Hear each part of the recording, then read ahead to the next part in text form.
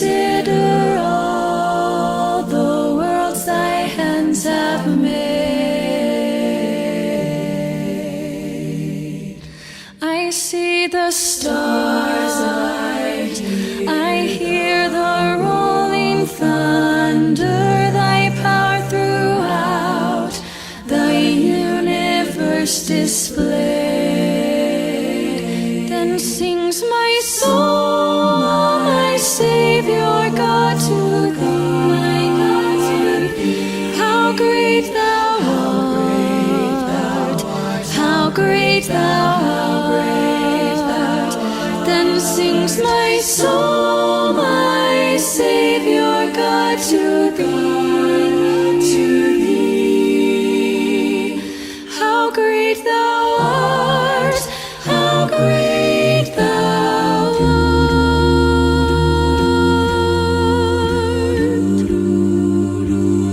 And when I think that God his Son not sparing sent him to die, I scarce can take it in, that on the cross my burden gladly bearing, he bled and died to take away my sin.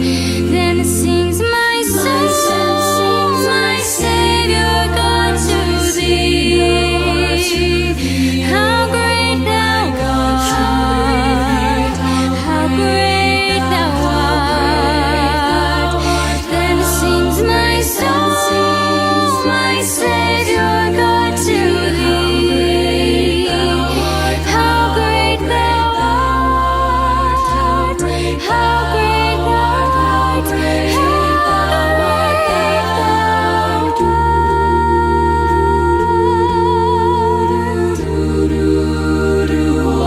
When Christ shall come with shout of acclamation and take me home, what joy shall fill my heart, and I shall bow in humble adoration, and there proclaim, my God, how great thou art. Then sings my soul, how great thou art, my God, how great thou art. Then sings my soul, my Savior God to thee.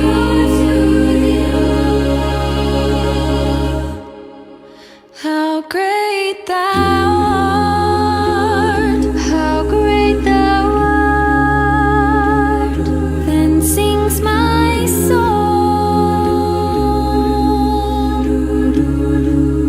how great thou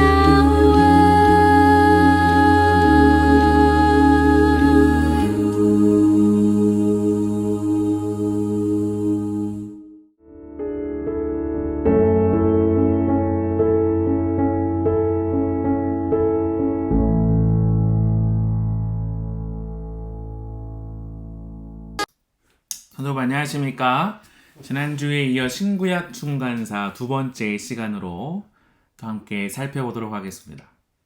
신구약 중간사의 시기는 말라기가 마지막 예언의 기별을 마칠 때부터, 그리고 광야에 외치는 자의 소리인 침례 요한이 하나님의 어린 양이로다 하고 선포할 때까지 약 400년 동안의 기간을 가리키고, 성경도 이 시기를 침묵하고 있어서 종종 사람들은 침묵의 역사라고 합니다.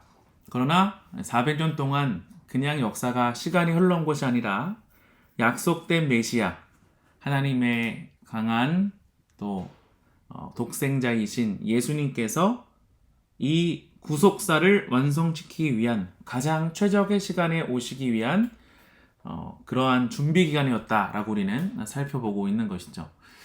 그래서 정한 시기에 기원전 4년 예수님께서는 동정녀 마리아, 또 마리아와 요셉의 아들로서 이 세상에 태어나시고 온 우주가 주목하고 그리고 그 예수님께서 인간의 형상으로 입고 오셨을 때 온 하늘의 군대 사령관께서 무슨 일을 하시는지 온 우주는 집중하게 되는 것입니다.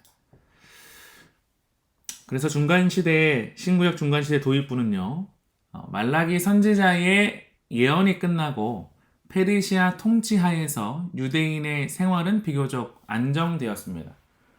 그래서 고레스 왕은 이사야 45장의 말씀 그대로 나의 의로운 손을 붙들고 나의 기름 부은 자 종이 해방을 갖게 올 것이다. 그리고 고레스는 유대 백성에게 호의를 베풀어서 귀환령을 내리고 또 성전 재건까지 허락해 주온 것이죠. 그래서 다리오 왕 때인 성전 재건을 이미 516년에 또 마치게 되었습니다. 그러니까 바벨론 유수가 BC 605년, 597년, 586년 1, 2, 3차에 이어서 바벨론의 포로로 잡혀갔지만 586 마지막 3차 포로가 되어서 예레미야가 예언했던 그대로 70년이 마치면 고국으로 돌아올 것이다. 그것이 바로 성취가 되는 것이 516년입니다. 뒤이어서 아닥사스다 왕 때에 귀환한 이 학사 에스라는요, 유다 백성으로 하여금 하나님의 율법을 강조했습니다.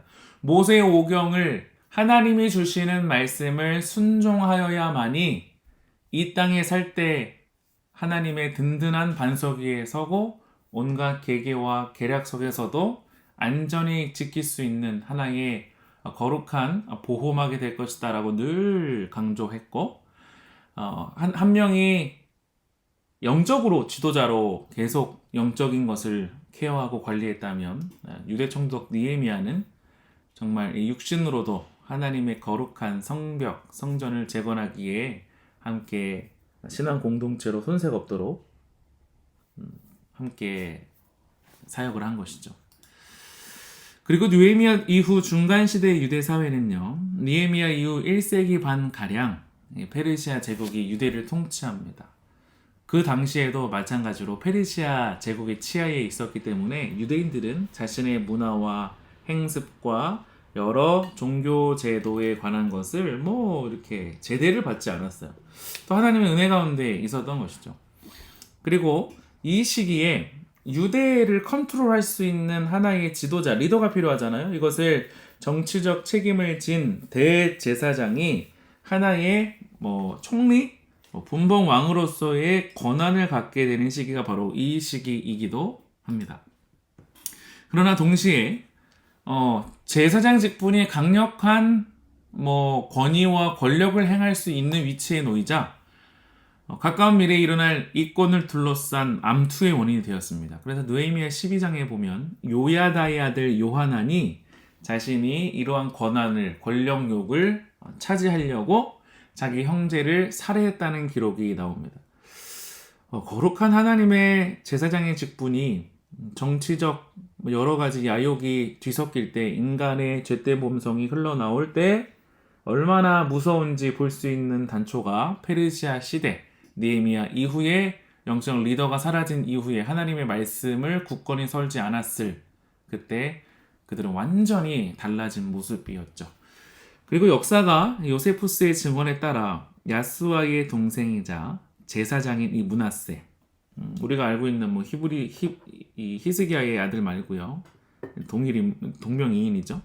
야스와의 동생이자 제사장인 므낫세는 사마리아의 통치자인, 그러니까 북방 쪽에 사마리아의 통치자인 산발랏의 딸과 결혼합니다. 이 사건은 이방 여인과 혼인했다는 그러한 여러 가지 지탄을 받게 됨에 따라 이 무렵 시온산에 원래 있던 예루살렘, 원래 하나님이 택정해 주신 곳이 아니고 북방의 사마리아의 그리심산에 사마리아 성전이 세워집니다. 이 성전을 건축한 동기는 이방 여인과 결혼했으니까 너는 이 자리를 물러나라, 이런 제사장직에 물러날 것을 종용을 받지만 그의 장인이었던 권력자, 실세였던 산발랏이 그리심산에 예루살렘의 성전에 필적할 만한 성전인 사마리아 성전을 세워주었다는 것이죠. 그래서 사마리아 공동체는 시온산보다 그리심산을 더 성스러운 곳으로 여기게 됩니다. 그 이후 유대 독립 전쟁을 전개해 나갔던 하스본 왕가는 그의 통치자 힐카노스가 이 사마리아 성전, 이 우상 숭배가 자행된 이곳을 파괴했던 것이죠. 그리고 알렉산더 시대, 페르시아 시대가 지나고 그리스, 헬라가 이제 다시금 전 세계를 장악할 그 무렵에 알렉산더가 통치하는 그 시기입니다. 알렉산더는 약 13년 재위 기간, 20살부터 33살, 요절할 때까지 종횡무진하면서 세계를 정복해 나갑니다. 헬라 문화의 영웅, 또 마게도니아 왕국의 알렉산더는 헬라 문화야말로 세계를 통일할 수 있는 이 원동력임을 확신을 한 것이죠. 알렉산더 역시 유대인들로 하여금 그들이 율법을 지키도록 또 허락해 주었고, 안식년에는 조공을 또 면제해 주기도 했습니다. 페르시아의 고레스나 알렉산더는 유대인들의 자치권을 그렇게 행사해 준 것이고, 또 이집트의 알렉산드리아, 자기의 이름을 딴 도시를 건설될 때 유대인의 이주를 적극 장려한 것이죠. 알렉산더가 전장에서도 맹위를 떨쳤을 뿐 아니라 정복지에 끼친 영향은 다름 아닌 정신 사상화였습니다. 그것을 장악한 것은 사람들의 정신을 장악하기 위해 가장 중요한 수단이 바로 문화였던 것이죠. 그래서 엄청나게 투자를 많이 하고 도시의 모습, 식양, 입는 방식, 의식주의 방식을 싹 바뀐 것이 바로 이 시대였습니다. 그러니까 실제적인 의미에서 도시 건설이란 생활 방식을 헬라식으로 변화시킨 공공 건물과 체육관, 또 야외 극장 같은 건물을 건축하는 것을 의미했죠. 그래서 모르는 사람은 헬라식 이름을 갖게 되었고, 헬라어를 사용하며 헬라 의복을 착용합니다. 한마디로 헬라화가 된 것이죠. 그래서 헬라 문화와 밀접하게 유대인들은 점점점 사상적으로 세속화에 물들어 갔습니다. 여호와의 신앙, 그러니까 이 당시부터 1100년 전에 있었던 모세의 지도자가 모세가 강조했던 하나님의 거룩한 율법을 붙들고 살아야 되는데 문화를 붙들고 사니 큰 정신적 위기가 찾아온 것이죠. 바벨론 유수 이전 시기에는 이 우상 숭배가 이스라엘 백성에게 장애물이었다면 헬레니즘, 지금 페르시아 이후에 헬라 시대 때에 장악했던 헬레니즘 문화는 바벨론 유수 이후에 이스라엘이 당한 가장 큰 육체적, 정신적 유혹이었습니다. 기원전 3세기 한 역사가가 페르시아 제국을 정복한 마게도냐의 지배를 거치면서 유대인들은 이방 민족 사상과의 접촉으로 인해 전통적인 유대 종교 의식들이 지니고 있는 순수성을 상실했다. 이 자기 조상의 신앙과 헬라식 지혜를 혼합했다라고 지적하고 있었습니다. 그 다름 아닌 것은 옛날의 바벨론이나 지금의 모습, 그리고 헬라 시대를 거쳤던 세속화했던 그들은 자기 신앙을 갖지 못하고 그 당시의 방법대로, 그 당시의 방식대로 변질되어 버린 것은 이미 역사가 말해주고 있는 팩트예요.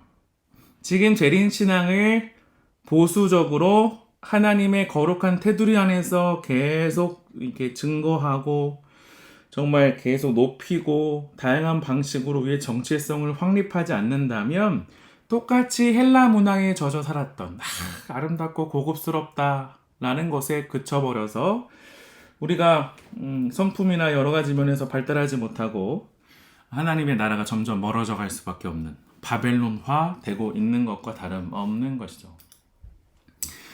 그래서 알렉산더 사후 4분열이 되는 시기가 알렉산더가 33살에 죽을 때 그 나이 이후입니다. 향후 군동의 미래가 불확실하였으나 휘하의 장군 4명이 강한 자가 이 세상을 다스리라 라는 유언에 따라 4명이 제국을 계승하고 헬레니즘의 물결을 계속 이어나갔습니다. 이 남방 애굽의 프톨레미 왕조 그리고 북방 이 시리아의 셀루커스 왕조는 한 150년 동안 영토와 권력을 얻기 위해 아주 치고받고 싸운 것이죠. 그래서 프톨레미 그리고 뭐 이 셀주커스 빼고 리시마나 카산더는 이미 역사 속으로 사라진 지 오래이고요. 남방 이 이디오피아까지의 영역과 선왕이었던 이 마케도니아를 필두로 장창 부대를 이끌고 종횡무진했던 알렉산더의 정신을 받아서 셀주쿠스 왕국은 정말로 북진한 것입니다. 그래서 기원전 323년 알렉산더 사후 이후에 130년 동안 프톨레미 왕조는 처음에는 이 유대 땅이 안티고스라고 불리는 프톨레미 1세가 장악을 했습니다. 유대인들의 안식일에 아무것도 하지 않았기 때문에 참 야비한 방법으로 안식일에 예루살렘을 함락시켰지만 호의적으로 되어 있기 때문에 유대인들을 알렉산드리에 많이 이주시켰고 유대 사상들이 계속 이제 나온 것이죠. 초기 교부들은 그래서 알렉산드리아에 출신 교부들이 많아요. 지식인들이 가서 그의 사상을 전달하고 가르치고 교육의 학문 도시가 된 것이죠. 그리고 2세 때는 알렉산드리아에 살았던 유대인들이 구약 성경을 헬라어로 번역합니다. 그 당시 사람들이 헬라 사람들이잖아요. 그래서 히브리적인 자신의 사상, 이 자신의 언어를 지금 살고 있는 현세인들에게 번역하는 하나의 거대한 아름다운 작업 70인역이 나오는 것이죠. 그래서 이 팔레스타인에 거주하는 유대인들은 프톨레미 왕조 시대에는 번역을 누렸습니다. 그러나 북방 왕조 셀루커스 왕조 시대 때는 시리아 통치자를 셀루커스라고 하는데요. 198년부터 이어진 계속 30년에 안티오코스 3세가 기원전 199년까지 이집트를 수차례 전쟁을 치르고, 그러니까 이 남방왕이랑 치르고 이집트로부터 거룩한 땅 팔레스틴을 점령합니다. 그런데 이제부터가 더 위기였어요. 관용해주고 유대 제사법, 유대인들이 하고자 하는 것을 다 용인해주고 허락해주었던 남방왕의 의지와는 다르게 셀주커스 왕조는요, 유대인들에게 원래 선왕이 강조했던 알렉산더가 추구했던 사상주의, 헬레니즘을 강압적으로 이식시킵니다. 그래서 안티오코스 3세 이후에 4세의 통치 때 정말 위기가 찾아오는데 그는 친헬라파, 그러니까 이제 우리 일제강점기 시대에도 친일파 잔재가 있잖아요. 친헬라파 유대인들과 동맹을 맺어가지고 유대인들이 하고자 했던 그들의 제사의식, 제도, 그들의 숭고한 모세율법으로 비춰온 여러 가지 문화 방식들을 다 타파하는 것이에요.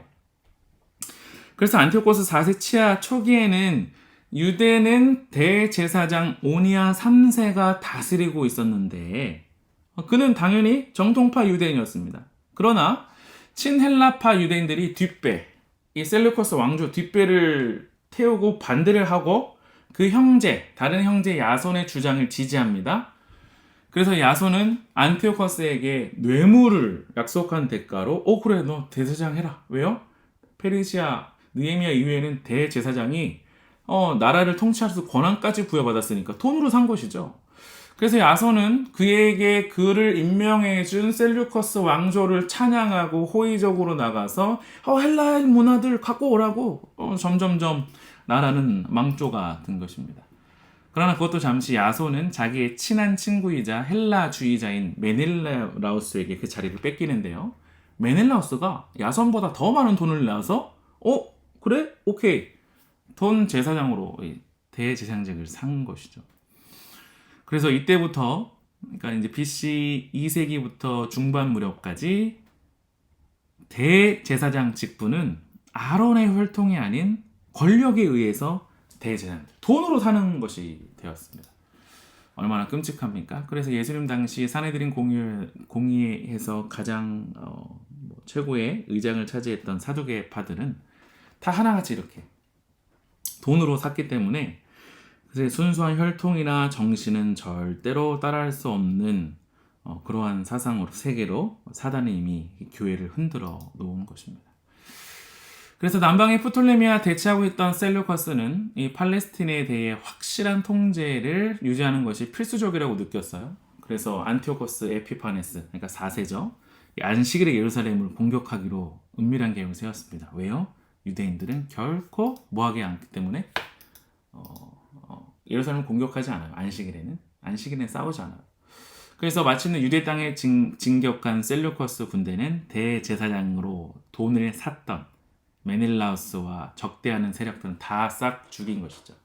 도시의 성벽들을 파괴하고 새로운 요새인 셀루커스 양식의 아크라가 지어지고 예루살렘 성전에는 다 걷어치우고 제우스 신장이 세워지고 가증한 돼지고기가 피를 흘리고 희생제물로 바쳐지고 특히 안식일에 어린아이와 여자를 포함한 유대인 1000명을 죽이는 폭정을 그치지 않았다고 역사가 요세푸스는 증언하고 있습니다.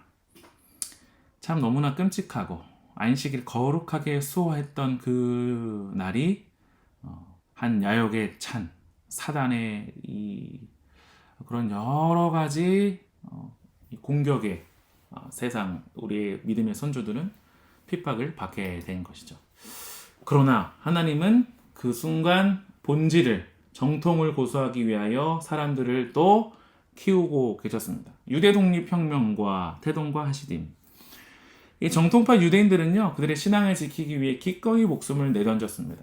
그러나 모든 유대인들이 그렇게 하진 않았어요. 왜요? 친헬라파가 있다고 했잖아요. 신앙에 충실했던 유대인들은 독립을 쟁취하고야 말겠다는 의지를 불태웁니다. 이러한 과정에서 하시딤이 결성되었는데 그 뜻은 경건한 사람들이었고 엄격한 율법주의적 생활을 추구했던 유대인들이었습니다. 후일에 이 하시딤, 경건한 후예를 따라 후손들이 바로 바리새파와 에스네파, 침례 요한 같은 일단의 무리들이 바로 이 하시딤의 후예입니다. 그리고 바리새파와 또 사두개를 중심으로 최고의 의회 기관인 사내들인 공회가 설립된 것도 기원전 167년 어간의 그 시기에 일어났던 일입니다. 그리고 드디어 이 꼴 셀루커스가 우리 땅 하나님의 거룩한 땅을 짓밟는 것 우린 참을 수 없다. 마카비 혁명이 일어나게 된 것이죠. 그 시초의 발단 사건은요. 이 안티오코스 셀루커스 왕조의 사신들이 예루살렘으로부터 약 24km 가량 떨어진 모딘이라는 마을에 도착합니다. 전례대로 제사장 마따디아가 자신들의 이방신들에게 제사를 드려주고 야 봐봐 제사장들도 우리를 칭송하잖아 이런 걸 바랬는데 마따디아가 이제 거절합니다. 이제 안 합니다. 근데 겁이 많은 유대인들이요 앞으로 나와서 이방신에게 막 제사를 드리는 거예요. 그래서 경노한 정통파 유대 제사장 마따디아는 제단에 나아가서 배교한 유대인들과 안티오코스 사신들을 처단합니다. 그리고 5 아들과 함께 이방 재산을 부시고 체포되는 것을 피해 고원으로 피신하고 이후 정통 유대주의를 고수한 무리들이 마따디아의 일가에 합심하여 5 아들과 더불어 헬레니즘에 편승한 유대인들을 대항하여 게릴라전을 펼치는 것이 바로 마카비 혁명이죠. 그래서 마따디아는 가장 리더십이 좋았던 5 아들 중에 셋째 아들을 지도자로 추대했고 마카비라는 뜻은 쇠망치로 알려진 유다입니다. 그러니까 이름이 유다 마카비예요. 유다 망치. 이 탁월한 지도력을 갖춤으로 인해 더 많은 유대인들이 나날이 규합이 됩니다. 그리고 셀루커스 군대에 대항할 수 있는 수준에 이르렀고 마침내 마카비는 하나님의 이름으로 셀루커스의 요새인 아크라를 제외한 전 도시를 점령하고 성전에 들어가서 설치되어 있던 모든 이방 신들의 우상들을 제거하고 제우스에게 바쳐졌던 제단도 헐고 산산조각 내고 이스라엘 하나님께 드릴 새 제단을 봉헌합니다. 쇠망치 유다 마카비가 셀루커스 군을 격파하고 예루살렘을 재건한 이 날이 만 3년 되는 기원전 164년 9월 25일의 일입니다. 수전절, 성전을 수리하여 다시 하나님께 봉헌하는 명절. 이것이 바로 하누카, 7개의 촛대가 불이 켜진 아주 유대인들에게 있어서는 잊지 말아야 할 역사죠. 우리 한국의 이 기독교인들에게는 아마 1945년 8월 15일 광복절일 수도 있겠습니다. 히로시마와 나가사키에 원자폭탄이 투하되면서 일본이 절대적으로 항복하고 그리고 일본으로부터 해방을 맛본 그 순간이나 유대인들이 셀루커스 왕조로부터 유대 독립을 쟁취해낸 사건이나 민족적인 정서는 같을 것이라고 생각하는 것입니다. 오늘 두 번째 시간을 살펴보았습니다.